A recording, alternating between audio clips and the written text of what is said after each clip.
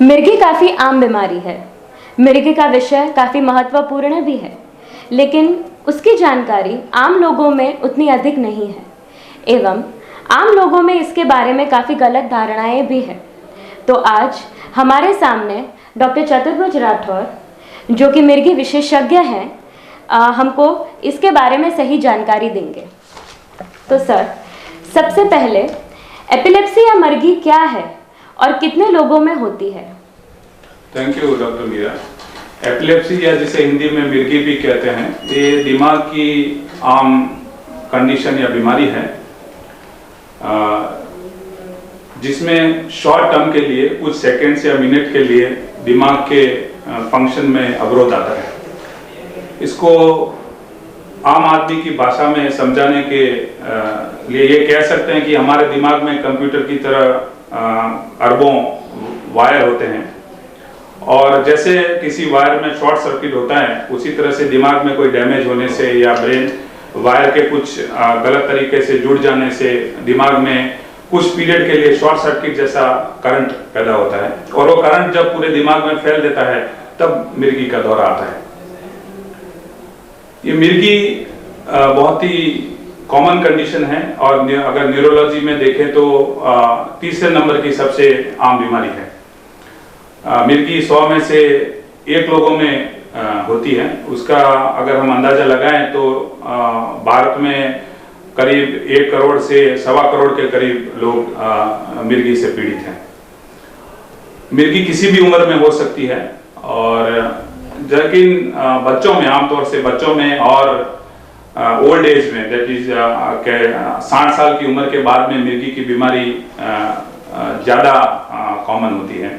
उसका ये कारण है कि बच्चों में जन्म के टाइम में ऑक्सीजन नहीं मिलने से, ब्रेन में डैमेज होने से बच्चों में मिर्गी होने की संभावना रहती है। उसी तरह से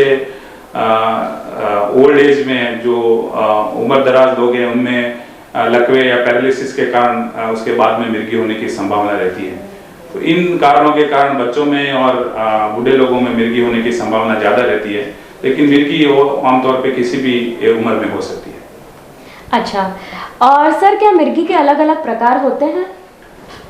जैसे कि मैंने आपको बताया कि मिर्गी का दौरा जब आता है कि जब ब्रेन में किसी भाग में करंट शॉर्ट सर्किट हो जाता है, करंट नॉर्मल से बढ़ जाता है। तो अगर ये करंट दिमाग के एक भाग में से उत्पन्न होता है तो उसको हम फोकल एपिलेप्सी या पार्शियल एपिलेप्सी कहते हैं, जो दिमाग के एक एरिया में से उत्पन्न होती है। उसकी जगह पे दूसरी जो एपिलेप्सी होती है वो जनरलाइज्ड एपिलेप्सी बोलते हैं, जो दिमाग के दोनों साइड में से एक साथ उत्पन्न होती है। इन दोनों एपिलेप्सी का जो पेशेंट में अलग अलग तरह से पेशेंट हमारे पास प्रेजेंट करते हैं। जनरलाइज्ड एपिलेप्सी में पेशेंट्स को, जैसे हम आमतौर की भाषा में बड़ा दौरा कहते हैं, जिसमें कि हाथ पैर में हट जाना, आंखों का फैल जाना, मुंह से झाग निकलना, इस तरह के दौरे आते हैं जो तकरीबन 3 से 5 मिनट, 2 से 3 मिनट तक रह सकते हैं। उसके तुलना में जो पार्शियल एपिलेप्सी होती है वो ब्रेन के एक भाग में से उत्पन्न होती है और उसमें पेशेंट को जनरली छोटे दौरे आते हैं, जिसमें कि पेशेंट का अपने आसपास के वातावरण से कांटेक्ट का छूट जाना, बोलते बोलते सडनली रुक जाना, जो 1-2 मिनट के लिए हो सकता है। इस तरह के सिम्टम होते हैं। क्या मिर्गी के सामान्य कारण क्या है? मिर्गी जनरली ज़्यादातर लोगों में, मैं कहूँगा कि 70% लोगों में मिर्गी का हम कोई कारण ढूंढ नहीं पाते हैं और इस तरह इसको हम इडियोपैथिक एपिलेप्सी बोलते हैं। जनरली ये इस तरह की मिर्गी होती है वो जेनेटिक या आनुवांशिक कारणों के कारण होती है। दूसरे जो पार्शियल एपिलेप्सी होती है उसमें ब्रेन के किसी भाग में डैमेज होने से या ब्रेन के किसी भाग में प्रॉब्लम होने से पार्शियल एपिलेप्सी होती है। तो जैसे कि बच्चों में अगर जन्म के टाइम में ऑक्सीजन नहीं मिलने से ब्रेन के किसी एरिया में डैमेज होने से मिर्गी हो सकती है। किसी का रोड पे एक्सीडेंट हो जाता है, कोई ऊपर से गिर जाता है, ब्रेन में चोट लगने से मिर्गी हो सकती है। किसी को ब्रेन में ट्यूमर हो तो मिर्गी हो सकती है। ओल्ड एज में किसी को स्ट्रोक हो तो स्ट्रोक के कारण जो डैमेज होता है उसके कारण मिर्गी हो सकती है। और स्पेशली नॉर्थ इंडिया में एक कॉमन मिर्गी का कारण जिसको हम न्यूरोसिस्टिसर्कोसिस बोलते हैं, जिसमें कि पेट में जो राउंड वॉर्म कीड़ा होता है उसके अंडे ब्रेन में पहुंच के ब्रेन में कुछ डैमेज करते हैं और उसके कारण ये मिर्गी हो सकती है।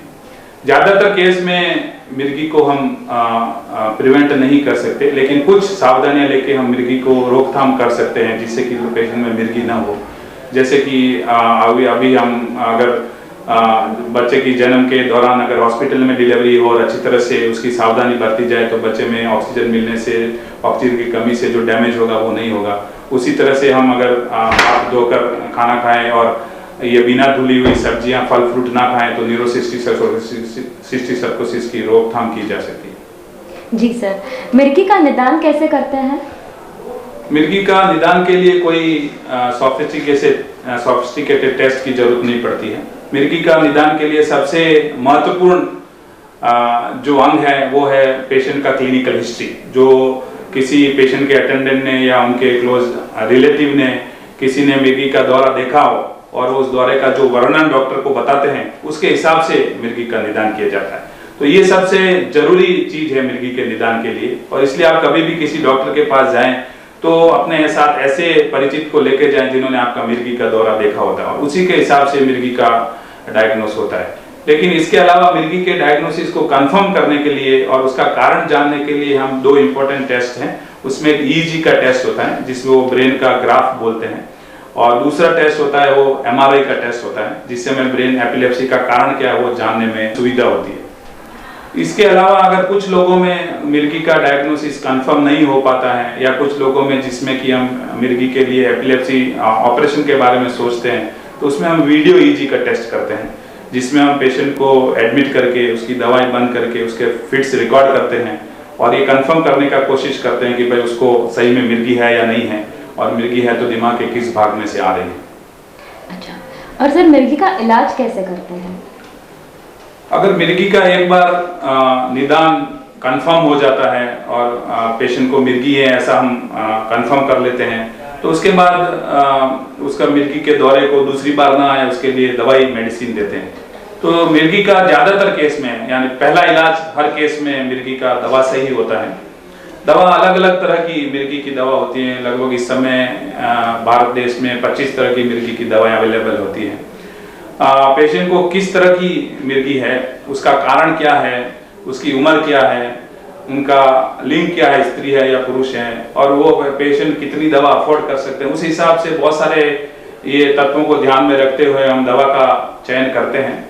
हमारा एम होता है कि भाई पेशेंट को कम से कम दवा दी जाए और कम से कम डोज में दी जाए। तो इसलिए हम पहले एक दवा शुरू करते हैं, कम डोज में शुरू करते हैं, और 50% पेशेंट में यानी आधे पेशेंट में एक दवा से ही मिर्गी कंट्रोल में हो जाती है। दूसरे पेशेंट जब एक दवा से कंट्रोल में नहीं होती तो उस दवा का डोज बढ़ाते हैं। अगर फिर भी कंट्रोल नहीं होती तो दूसरी दवा चेंज करते हैं या दवा का दूसरी दवा ऐड करते हैं और उसका डोज बढ़ाते हैं। तो इस तरह से जनरली एक या दो दवा देने से 100 में से 70% लोगों में मिर्गी की बीमारी अच्छी तरह से कंट्रोल की जा सकती है। अच्छा, और सर मिर्गी की दवा कितने समय तक लेनी पड़ती है और इन दवाओं के साइड इफेक्ट भी होते हैं क्या? मिर्गी की दवाओं का ऐसे कोई डेफिनेट पीरियड नहीं है कि कितने टाइम तक दवा लेनी चाहिए, लेकिन वो बहुत सारे फैक्टर पे डिपेंड करता है। मिर्गी का कारण क्या है, पेशेंट को किस तरह की मिर्गी है, पेशेंट की उम्र क्या है, उस हिसाब से हम दवा कंटिन्यू करने का डिसीजन लेते हैं। लेकिन ज़्यादातर आमतौर पे बच्चों में अगर किसी को 2 साल तक दौरे नहीं आते हैं और एडल्ट पेशेंट में यानी वयस्क आदमियों में अगर 3 से 4 साल तक दौरे नहीं आते हैं तो हम मिर्गी की दवा बंद करने का सोचते हैं। लेकिन हर केस में इस तरह से दवा नहीं बंद की जा सकती। कुछ केस में बच्चों में हम 1 साल के बाद भी दवा बंद कर सकते हैं, और कुछ ऐसी मिर्गी एपिलेप्सी होती है कि जिसकी टेंडेंसी उम्र भर रहती है, तो उस केस में 40-50 साल की उम्र तक या कुछ पेशेंट्स में उम्र भर भी दवा लेनी पड़ती है। पर ज़्यादातर केस में 3 से 5 साल के अंदर दवा हम बंद कर सकते हैं। दवाएं जनरली मिर्गी की दवाएं अभी तो बहुत सारी नई दवाएं आ गई हैं जिनका साइड इफेक्ट बहुत ही कम है या नहीं के बराबर है। दूसरी है दवाओं का साइड इफेक्ट, दवा की डोज कितनी है और कितनी सारी दवाएं ले रहे हैं उसके ऊपर भी डिपेंड करता है। बहुत से पेशेंट को कुछ शुरू में कोई भी दवा लेने से एलर्जी का रिएक्शन हो सकता है, तो एक वो कॉमन साइड इफेक्ट है। इसके अलावा दवाओं के कॉमन साइड इफेक्ट में पेशेंट को ज़्यादा नींद आना, थोड़ा मेमोरी का प्रॉब्लम होना, कंसंट्रेशन का प्रॉब्लम होना, ये कॉमन साइड इफेक्ट हो सकती है, लेकिन वो बहुत ही कम लोगों में होती है। जनरली 10 से 20% से ज़्यादा लोगों में नहीं होती है, और वो मिर्गी दवा के डोज के ऊपर भी निर्भर करता है। सर, और मिर्गी के मरीज को क्या क्या सावधानियां रखनी चाहिए? आमतौर पे मिर्गी के ज़्यादातर पेशेंट अपनी नॉर्मल लाइफ जी सकते हैं और उनकी लाइफ जीने के तरीकों में किसी प्रकार की रुकावट नहीं आती है, लेकिन फिर भी कुछ सावधानियां मिर्गी के मरीजों को बरतनी चाहिए, जिसमें एक तो अपने डॉक्टर या न्यूरोलॉजिस्ट को रेगुलर दिखाना जरूरी है। दूसरा है कि वो दवा बिल्कुल टाइम पर ले, और कभी भी एक भी दवा का डोज मिस हो जाने से भी मिर्गी का दौरा आने की संभावना होती है, तो दवा कभी मिस ना करे, ये ध्यान रखने की जरूरत है। उसके अलावा कुछ प्रकार की मिर्गी में अगर किसी की पेशेंट की मरीज की नींद डिस्टर्ब होती है और या नींद नहीं ले, तो उसके कारण दौरे आने की संभावना होती है। इसलिए हम मिर्गी के हर मरीज को सलाह देते हैं कि आप रेगुलर अपने पूरे 6 से 7 घंटे की रेगुलर नींद लें। इसके अलावा हर मरीज को अपनी रेगुलर लाइफस्टाइल बनाना पड़ता है। रेगुलर एक्सरसाइज है, रेगुलर डाइट है, ये सब रेगुलर लेना पड़ता है। कुछ पेशेंट में अगर मिर्गी के पेशेंट को ड्राइविंग के बारे में और गाड़ी चलाने के बारे में सावधानी रखने की जरूरत होती है। उसमें जनरली हम सलाह देते हैं कि अगर आपका मिर्गी आपकी नई अभी निदान हुआ है, तो हम 1 साल तक गाड़ी नहीं चलाएं, ऐसी सलाह दी जाती है कि जिससे कि उनको लाइफ को कोई रिस्क ना हो।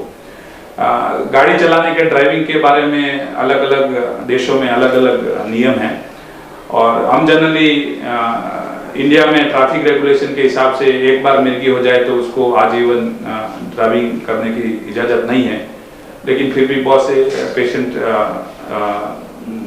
ड्राइविंग करते हैं। तो हम पेशेंट को सलाह देते हैं कि जहाँ तक हो सके एटलीस्ट 1 से 2 साल तक वो ड्राइविंग ना करें, और इसके अलावा वो अपनी नॉर्मल लाइफ जी सकते हैं। सर, मिर्गी अगर दवा से कंट्रोल ना हो तो क्या करना चाहिए? ये एक जरूरी क्वेश्चन है। मैंने जैसे बताया कि दवा से लगभग 70% पेशेंट, यानी 10 में से 7 पेशेंट में मिर्गी दवा से ही कंट्रोल में हो जाती है। लेकिन कुछ पेशेंट ऐसे होते हैं जिसमें कि जैसे मैं कहूँगा 10 में से 3 पेशेंट या 30% पेशेंट जिसमें 2 या 3 दवा देने के बाद भी मिर्गी कंट्रोल में नहीं होती है। अगर किसी पेशेंट को 2 या 3 दवा से कंट्रोल में नहीं होता है, तो चौथी, 5वीं या 6ठी दवा से कंट्रोल में होने के चांस बहुत कम होते हैं।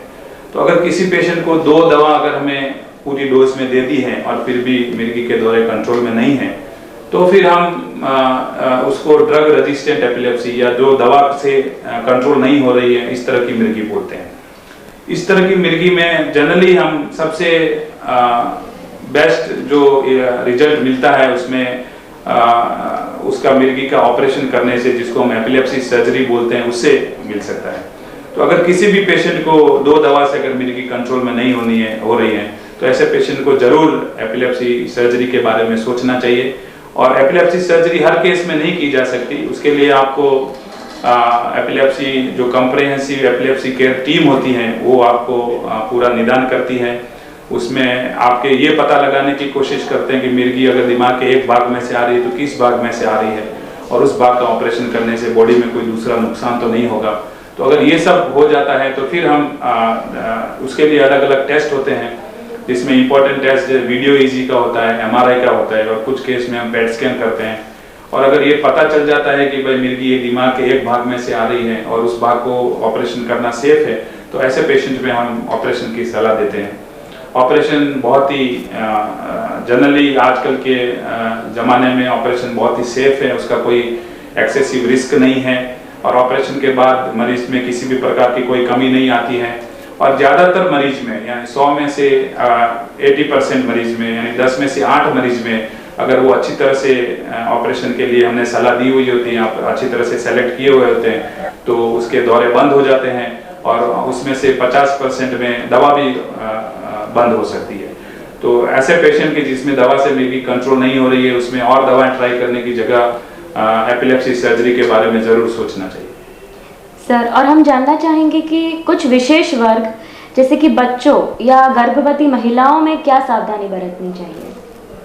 बच्चों में मिर्गी, जैसे मैंने बताया कि बहुत ही आम बीमारी है, और इसमें जनरली पेरेंट्स या माता पिता की ये टेंडेंसी होती है कि वो बच्चे को ओवर प्रोटेक्ट करते हैं। उसका बहुत से पेरेंट्स उसका स्कूल जाना रोक लेते हैं, खाने पीने में रोक लेते हैं। उनके लिए यही सलाह है कि जैसे मैंने बताया, मिर्गी एक कॉमन बीमारी है, उसको किसी तरह से अभिशाप नहीं माने। और ज़्यादातर बच्चों में अगर ठीक से दवा दी जाए तो ये कंट्रोल हो जाती है और बच्चे अपनी नॉर्मल लाइफ जी सकते हैं। बच्चों को जहाँ तक हो सके नॉर्मल लाइफ जीने दें। नॉर्मल स्कूलिंग है, नॉर्मल खाना पीना है, नॉर्मल खेलकूद, वो सब कर सकते हैं और जहाँ तक हो सके उनको नॉर्मल लाइफ जीने चाहिए। प्रेगनेंसी या जो गर्भावस्था में, उसमें थोड़ी सावधानी लेने की जरूरत है। इसलिए है कि कुछ मिर्गी की दवाएं होती हैं, उसके कारण अगर वो गर्भावस्था के दौरान ली जाए तो उसमें बच्चे में कुछ साइड इफेक्ट होने के चांस रहते हैं। उसकी चांस ज़्यादातर केस में 5% से कम रहते हैं। 95 से 98% केस में एपिलेप्सी के जो मरीज हैं उनकी अगर प्रेगनेंसी होती है तो वो नॉर्मल प्रेगनेंसी होती है और नॉर्मल डिलीवरी होती है, उसमें कोई प्रॉब्लम नहीं होती है। तो एक बात ध्यान रखने की जरूरत है, उनकी प्रेगनेंसी में कोई रिस्क नहीं आएगा। लेकिन प्रेगनेंसी को क्योंकि दवा की साइड इफेक्ट होती है तो ये बहुत जरूरी है कि प्रेगनेंसी को अपने डॉक्टर की सलाह से पहले प्लान करना चाहिए और उसके हिसाब से पहले दवा पूरी डोज और दवा कौन सी लेनी है उसको एडजस्ट करना चाहिए, तभी वो प्रेगनेंसी के लिए आगे बढ़े तो उसका रिजल्ट अच्छा मिलता है। जी सर, और दौरे के समय क्या सावधानी बरतनी चाहिए? जनरली ज्यादातर केस में कोई अगर बड़ा दौरा भी किसी को आता है तो वो ज्यादा से ज्यादा 1.5 या 2 मिनट में खत्म हो जाता है। तो उस समय हमको इमरजेंसी इलाज जनरली कोई सलाह नहीं दी जाती है। जनरली ये आम लोगों में धारणा है कि अगर उसको जूता सुंघाया जाए, उसको प्याज सुंघाया जाए, चाबी या कोई लोहे की चीज हाथ में दी जाए तो उससे ठीक हो जाता है। तो ये सब गलत चीजें हैं और ये ऐसा नहीं करना चाहिए। ज्यादा से ज्यादा हम ये कर सकते हैं कि जिस पर्सन को मिर्गी का दौरा आ रहा है उसको रिस्ट्रेन ना करे, उसको रोके नहीं और उसको चोट ना लगे उसका ध्यान रखना है। जिससे कि अगर वो दीवार पे हाथ टकराया जाए तो उसको रोकें। उसके कपड़े अगर टाइट हैं तो वो थोड़ा लूज कर दें और मुंह से झाग आ रहे तो पोंछ दें। मुंह के अंदर कोई चम्मच या कोई चीज नहीं डालें। ज्यादा से ज्यादा ये कर सकते हैं कि छोटे से रुमाल या टॉवेल का किनारा मुंह के साइड में फंसा दें जिससे जीभ कटने की संभावना नहीं हो। और जनरली अगर 1.5 या 2 मिनट में मिर्गी का दौरा खत्म हो जाता है।